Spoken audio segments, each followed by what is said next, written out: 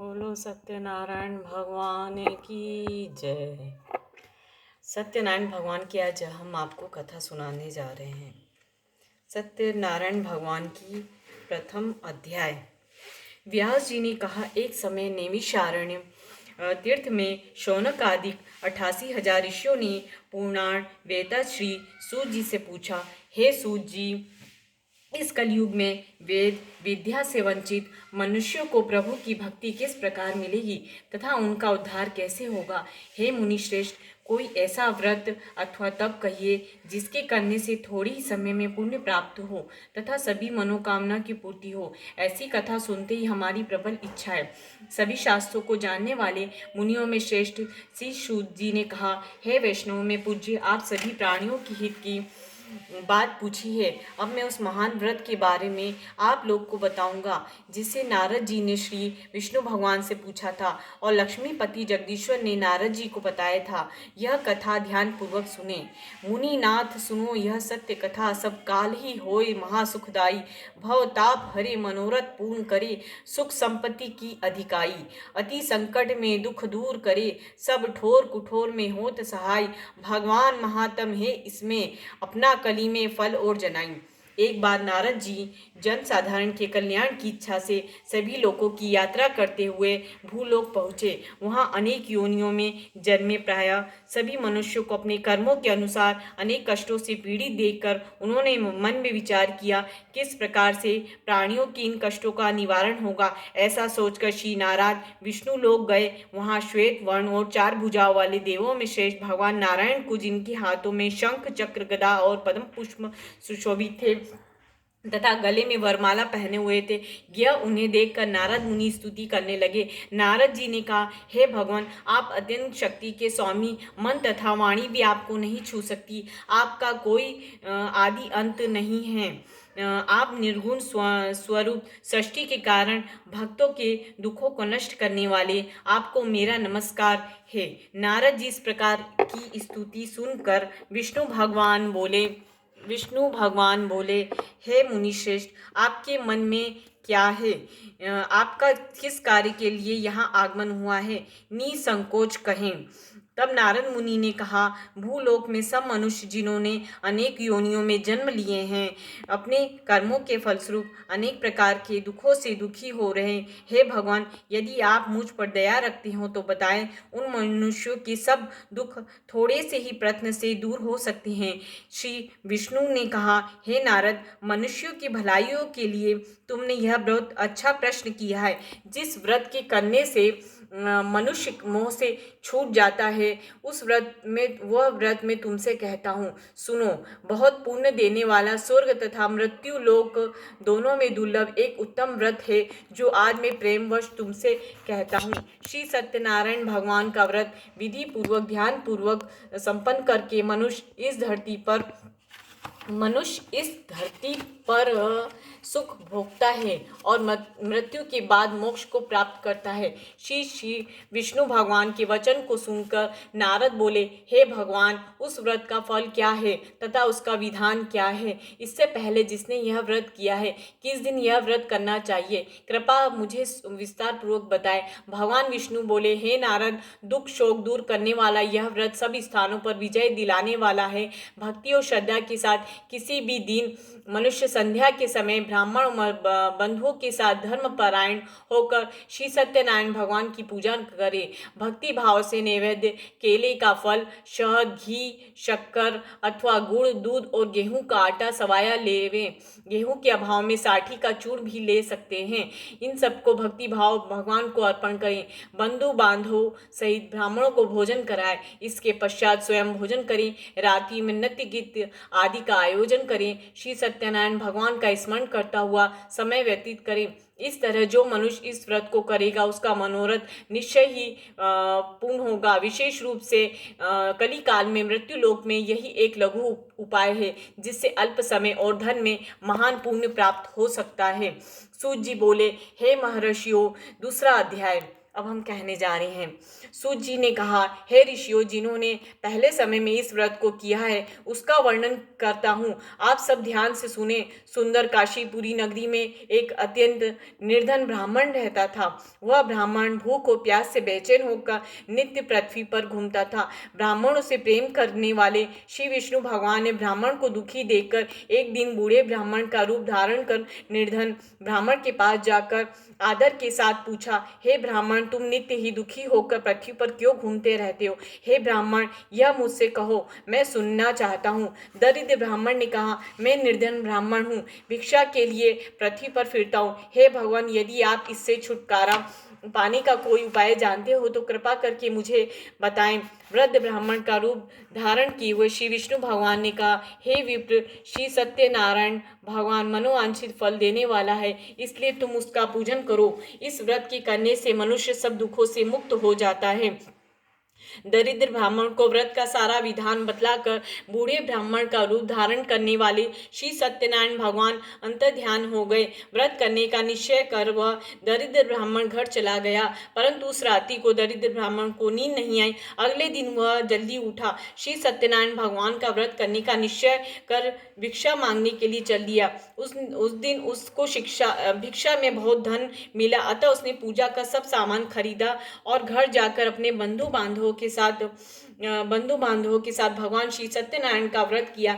इसके करने से वह दरिद्र ब्राह्मण सब दुखों से दूर छूटकर अनेक प्रकार की संपत्तियों से युक्त हो गया। उस समय उस विप्र हर मास व्रत करने लगा। सत्यनारायण भगवान के व्रत को जो शास्त्रीय विधि अनुसार श्रद्धा पूर्वक व्रत करेगा वह सब पापों से छूटकर मोक्ष को प्राप्त होगा। आगे जो मनुष्य पृथ्वी पर श्री सत्यनारायण भगवान का व्रत करता है सब दुखों से छूट जाता है। यह कहकर सूत जी बोले, उपस्थित मुनियों से बोले, इस तरह नारद जी ने सत्यनारायण भगवान का कहा हुआ व्रत के मैंने तुमसे कहा, हे विप्रो, अब आप क्या सुनना चाहते हैं मुझे बताएं। ऋषियों ने कहा, हे मुनीश्वर, इस संसार में उस विप्र से सुनकर किसने व्रत को किया हम सुनना चाहते हैं, इसके लिए हमारे मन में श्रद्धा है। श्री सूत जी ने कहा, हे मुनियों, जिस प्राणी ने इस व्रत को किया है उसकी कथा सुने। एक समय वो ब्राह्मण धन और ऐश्वर्य के अनुसार बंधु बांधवों के साथ अपने घर पर श्री सत्यनारायण भगवान का व्रत रखा। उस समय एक लकड़ी बेचने वाला बूढ़ा व्यक्ति आया। उसने सीट पर रखे लकड़ियों के गट्ठर को बाहर रख दिया, विप्र के मकान में चला गया। प्यास से दुखी लकड़हारे ने विप्र को व्रत करते देखा। वह प्यास को भूल गया। उसने विप्र को नमस्कार किया, कहा, हे विप्र, आज यह किसका पूजन कर रहे हो? इस व्रत को करने से क्या फल मिलता है? व्रत कृपा करके मुझे बताए। ब्राह्मण ने कहा, सब मनोकामनाओं को पूरा करने वाला यह श्री सत्यनारायण भगवान का व्रत है और सत्यनारायण भगवान का व्रत है। इनकी कृपा से मेरा यहाँ धन धान आदि की वृद्धि हुई है। ब्राह्मण ने इस व्रत के बारे में जानकर लकड़हारा बहुत प्रसन्न हुआ। भगवान का चरणामृत और भोजन करने के बाद वो अपने घर को चला गया। अगले दिन लकड़हारे ने अपने मन में संकल्प किया, आज लकड़ी बेचने से जो धन मिलेगा उसी से भगवान सत्यनारायण का उत्तम व्रत करूंगा। यह मन में विचार कर वह लकड़हारा लकड़ियों का गट्ठर अपने सिर पर रखकर जिस नगर में धनवान लोग रहते थे उसी नगर की तरफ गया। उस दिन उसे लकड़ियों का चौगुना दाम प्राप्त हुआ। तब वह बूढ़ा लकड़हारा अति प्रसन्न होकर केले, शक्कर, शहद, घी, दुग्ध, दही और गेहूं का चूड़ आदि सत्यनारायण व्रत की सभी सामग्री लेकर घर आया। फिर उसने अपने सगे संबंधियों को बुलाकर विधि विधान से के अनुसार भगवान श्री सत्यनारायण भगवान का व्रत और पूजन किया। उस व्रत के प्रभाव से वह बूढ़ा लकड़हारा धन, पुत्र आदि का सुख भोग कर मरने के उपरांत वैकुंठ धाम चला गया। श्री सत्यनारायण भगवान की जय। अब तृतीय अध्याय, तीसरा अध्याय। श्री सूत जी ने कहा, हे श्रेष्ठ मुनियों, सब आगे की कथा कहता हूँ। पूर्व काल में उल्का मुख नाम का एक अत्यंत बुद्धिमान राजा था। वह सत्य वक्ता और जितेंद्रिय था।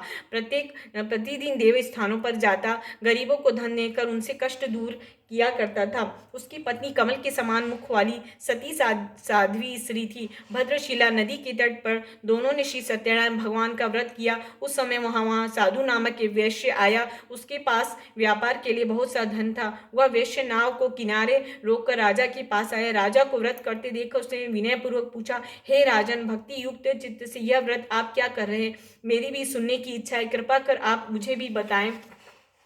महाराज उल्कामुख ने, हे साधु वेश में अपने बंधु बांधवों के साथ पुत्र आदि की प्राप्ति के लिए महाशक्तिशाली सत्यनारायण भगवान का व्रत एवं पूजन कर रहा हूँ। राजा के वचन सुनकर साधु नामक वेश्य ने कहा, हे राजन, मुझे भी इसका सब विधि विधान बताएं। मैं आपकी कथा अनुसार इस व्रत को करूंगा। मेरी कोई संतान नहीं है, मुझे विश्वास है इससे निश्चय मुझे संतान की प्राप्ति होगी। राजा ने साधु वेश्य को व्रत के सभी विधि विधान अच्छी तरह समझा दिए। राजा सब विधि विधान सुनकर वैश्य बहुत प्रसन्न हुआ। व्यापार के कार्य में निवृत्त हो हुआ वैश्य प्रसन्नता पूर्वक अपने घर आया। वैश्य ने अपने पत्नी से संतान देने वाले उस व्रत को बताया। उसने यह निश्चय किया कि जब मुझे संतान प्राप्त हो जाएगी तब मैं व्रत करूंगा। साधु ने यह वचन अपनी पत्नी लीलावती से कहा। एक दिन उसकी पत्नी लीलावती प्रसन्न हो सांसारिक धर्म से प्रवृत्त होकर श्री सत्यनारायण भगवान की कृपा से गर्भवती हुई। 10वें माह में उसने सुंदर कन्या को जन्म दिया। दिनों दिन वह कन्या इस तरह बढ़ने लगी जैसे शुक्ल पक्ष का चंद्रमा बढ़ता है। कन्या का नाम कलावती रखा गया। लीलावती ने अत्यंत आग्रह पूर्वक अपने पति को याद दिलाया कि आपने जो भगवान का व्रत करने का प्रण किया था वह आज पूर्ण कीजिए।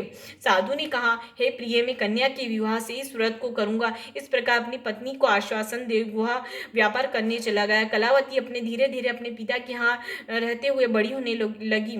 लौटने पर साधु ने जब नगर की लड़कियों के साथ अपनी पुत्री को खेलते देखा तो उसके विवाह की चिंता। उसने एक दूत को बुलाकर कहा, उसकी पुत्री के लिए कोई सुयोग्य वर देखकर लाओ। अपने स्वामी की आज्ञा पाकर दूत कंचन वचन पहुंचा।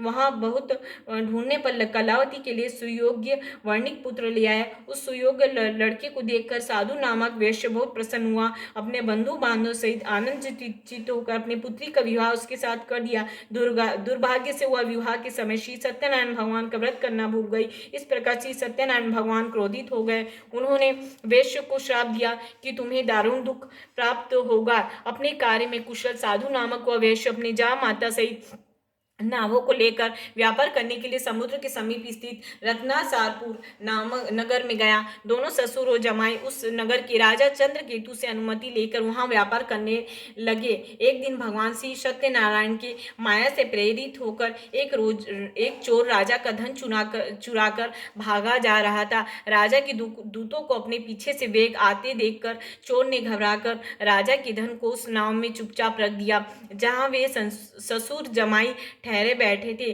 भाग गया।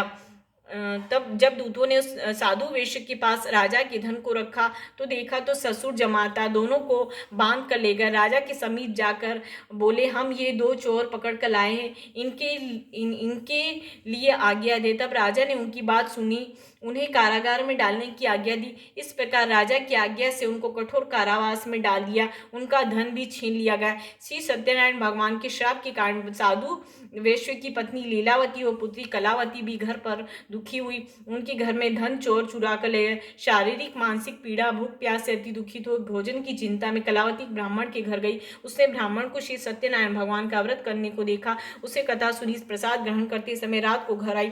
माता ने कलावती से पूछा, हे पुत्री, तुम अब कहाँ रही हो? तेरे मन में क्या है? कलावती बोली, माता, मैंने एक ब्राह्मण के घर में श्री सत्यनारायण भगवान का व्रत होते देखा है। कन्या के वचन सुनकर लीलावती ने सत्यनारायण भगवान के पूजन की तैयारी की। उसने परिवार और बंधुओं सहित श्री सत्यनारायण भगवान का पूजन और व्रत किया। वर मांगा, मेरे पति और दामाद शीघ्र ही घर लौट आए। साथ ही प्रार्थना की, हम सबका अपराध क्षमा करें। श्री सत्यनारायण भगवान इस व्रत से संतुष्ट हो गए। उन्होंने राजा चंद्रकेतु को रात्रि में सपने में दर्शन देकर कहा, राजन, जिन दो वैश्यों को तुमने बंदी बना के रखा है वह निर्दोष है। उन्हें प्रातः ही छोड़ दो। उनका सब धन तुमने छीना है उसे लौटा दो, अन्यथा मैं तुम्हारा धन्य राज्य पुत्र आदि सब नष्ट कर दूंगा। राजा से ऐसे वचन सुनकर भगवान अंतर्ध्यान हो गए। प्रातःकाल राजा चंद्रकेतु ने सभा में अपना स्वप्न सुनाया। सैनिकों को आज्ञा दी, उन दोनों वणिक पुत्रों को कैद से मुक्त कर सभा में ले आया। दोनों ने आते ही राजा को प्रणाम किया। राजा ने कोमल वचनों से कहा, हे महानुभाव, तुम्हें दुर्भाग्यवश ऐसा कठिन दुख प्राप्त हुआ। अब तुम्हें कोई भय नहीं है, तुम मुक्त हो। ऐसा कहकर राजा ने उनको नए नए वस्त्र आभूषण दिए, उनका जितना धन लिया था उसे दुना लौटाकर आदर के साथ विदा किया। दोनों वैश्य प्रसन्नता पूर्वक अपने घर को चल दिए। इस प्रकार सत्यनारायण भगवान की तृतीय अध्याय समाप्त। सत्यनारायण भगवान की जय। चतुर्थ अध्याय, चौथा अध्याय। श्री सूत जी ने आगे कहा, वैश्य में मंगलाचार करके यात्रा आरंभ की, अपने नगर को चला। उनके थोड़ी दूर आगे बढ़ने पर दंडी वेशधारी श्री सत्यनारायण भगवान ने उनसे पूछा, हे साधु, तेरी नाव में क्या है? अभिमानी वड़ी को हंसता हुआ बोला, हे दंडी, आप क्यों पूछते हैं? क्या धन लेने की इच्छा है? मेरे नाव में तो बैल और पत्ते हैं। वैश्य का कठोर वचन सुनकर दंडी वेशधारी सत्यनारायण भगवान ने कहा, तुम्हारा वचन सत्य हो, ऐसा कर। वो वहां से चले गए। कुछ दूर जाकर समुद्र के किनारे बैठे। दंडी महाराज के जाने के पश्चात वैश्य ने नित्य क्रिया से निवृत्त होने के बाद नाव को ऊंची उठाकर अचंबा किया तथा नाव में बेल पत्ती आते देखकर मूर्छित हो जमीन पर गिर पड़ा। मूर्छा खुलने पर अत्यंत शोक करने लगा। उसने माता से कहा, आप शोक न करें, दंडी महाराज का श्राप, अतः उनकी शरण में चलना चाहिए, तभी हमारी मनोकामना पूरी होगी। माता की वचन सुनकर वह साधु नामक वैश्य दंडी महाराज के पास पहुंचा। अत्यंत भक्ति भाव से प्रणाम करके बोला, मैंने जो आपको असत्य वचन कहे थे उसके लिए मुझे क्षमा करें। ऐसा सुनकर अत्यंत शोकग्रस्त हुआ वैश्य रोने लगा। तब दंडी के रूप में आए भगवान सत्यनारायण ने कहा, हे वर्णिक पुत्र, मैंने आज्ञा से बार बार तुझे दुख प्राप्त हुआ, तुम मेरी पूजा से विमुख हुआ है। तब साधु नामक उस वैश्य ने कहा, हे भगवान, आपकी माया से ब्रह्मा आदि देवता भी आपके स्वरूप रूप को नहीं जान पाते, तब मैं अज्ञानी भला कैसे जान सकता हूँ? मेरी रक्षा करो, पहले के समान मेरी नौका को धन से पूर्ण कर दो। उनकी भक्ति युक्त वचन सुनकर श्री सत्यनारायण भगवान प्रसन्न हो गए। उसकी इच्छा अनुसार वर देकर अंत ध्यान हो गए। तब श्वशुर और जामाता दोनों ने नाव पर आकर देखा, नाव धन से परिपूर्ण है। फिर वह भगवान सत्यनारायण भगवान का पूजन कर साथियों सहित अपने नगर में चला। नगर के निकट पहुंचा, वहां उसने एक दूत को अपने घर भेजकर आने की सूचना भिजवाई। दूत ने साधु नामक वैश्य के घर जाकर उसकी पत्नी दोनों ने आने की सूचना दे दी। लीलावती और उसकी कन्या कलावती उस समय भगवान का पूजन कर रही थी। दूत का वचन सुनकर साधु की पत्नी ने बड़े हर्ष से साक्षी सत्यदेव का पूजन पूर्ण किया। अपनी पुत्री से कहा, मैं अपने पति के दर्शन को जा रही हूँ, तू कार्य पूर्ण कर। परंतु कलावती पूजन और प्रसाद छोड़कर पति के दर्शन के लिए चली गई। प्रसाद की अवज्ञा के कारण सत्यदेव ने रुष्ट अपने पति को नाव सहित पानी में डूबा। कलावती अपने पति को न देखकर रोती हुई जमीन पर गिर पड़ी। नौका को डूबा हुआ कन्या को रोती हुई देख साधु नामक वैश्य दुखित हो बोला, हे प्रभु, मुझसे या मेरे परिवार से जो भूल हो गई है उसे क्षमा करें। उसके दीन वचन सुनकर सत्यदेव भगवान अति प्रसन्न हुए। तत्पश्चात आकाशवाणी हुई, हे वैश्य, तेरी कन्या तेरा प्रसाद छोड़कर आई है, इसीलिए उसका पति अदृश्य हो गए। ये घर जाकर प्रसाद खाकर लौटे तो उसे उसका पति अवश्य मिलेगा। आकाशवाणी सुनकर कलावती ने घर पहुंचकर प्रसाद खाया। फिर उसने आकर पति के दर्शन किए। तत्पश्चात साधु वैश्य ने कहा, वही बंधु बांधवों सहित श्री सत्यदेव का विधि पूर्वक पूजन किया। वह इस लोक का सुख भोग कर अंत में स्वर्गलोक को गया। इस प्रकार श्री सत्यनारायण भगवान का कथा का चौथा अध्याय संपूर्ण हुआ। बोलो सत्यनारायण भगवान की जय। पंचम अध्याय। श्री सूत जी ने कहा, आगे कहा, हे ऋषियों में एक और एक कथा कहता हूँ, सुनो। प्रजा पालन में लीन दुग्ध्वज नामक एक राजा था। उसने भगवान सत्यदेव का प्रसाद त्याग कर बहुत दुख प्राप्त किया। एक बार राजा वन में वन्य पशुओं को मार कर एक बड़ के वृक्ष के नीचे आया। वहां उसने ग्वालों को भक्ति भाव से बंधु बांधव से भगवान श्री सत्यनारायण भगवान का पूजन करते देखा।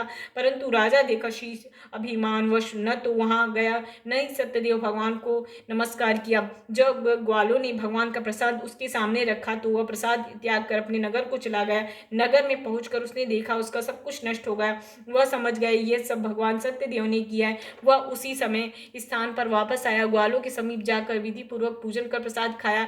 सत्यनारायण भगवान की कृपा से उसे सब कुछ पहले जैसा हो गया। वह दीर्घ काल तक सुख भोग कर मरने के बाद स्वर्ग लोक को चला गया। श्री मनुष्य इस परम दुर्लभ व्रत को करेगा, श्री सत्यनारायण भगवान की कृपा से इसे धन धान की प्राप्ति होगी। इससे निर्धन को धन, बंदी को बंधन से मुक्ति, संतानहीन को संतान प्राप्ति तथा सभी प्रकार की मनोकामना की पूर्ति होगी। अंतकाल में वैकुंठ धाम को जाता है। सभी प्रकार की मनोकामना की पूर्ति होती है। अंतकाल में वह वैकुंठ धाम को जाता है। जिन्होंने पहले इस व्रत को पूर्ण किया है तब तब उसने दूसरे जन्म की कथा सुनाई।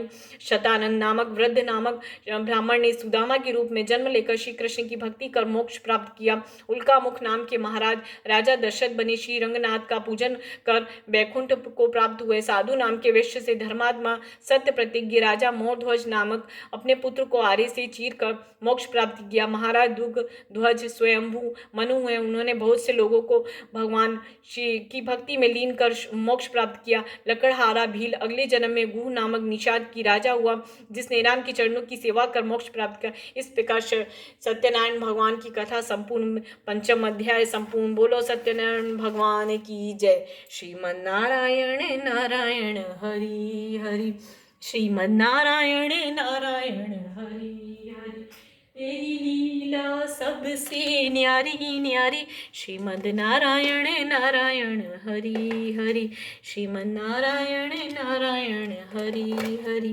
तेरी लीला सबसे न्यारी न्यारी।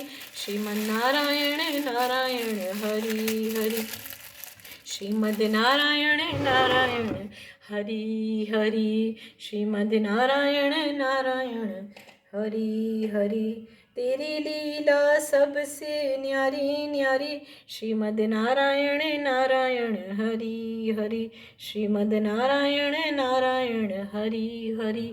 अब हम जा रहे श्री सत्यनारायण भगवान की आरती करने। इसको आप बहुत ही ध्यान से सुनिएगा। अब चलिए हमारे साथ आप भी आरती करिए। सत्यनारायण भगवान की जय। जय लक्ष्मी रमणा श्री जय लक्ष्मी रमणा, सत्यनारायण स्वामी जनपातक हरता।